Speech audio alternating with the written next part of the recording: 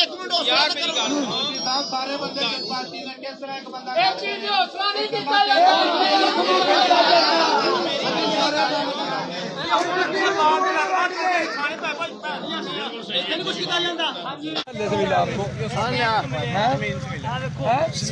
जमीन से कौन से महल से मिला आपको ये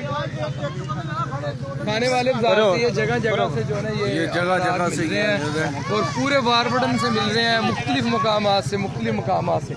फड़ लो अभी आ जाओ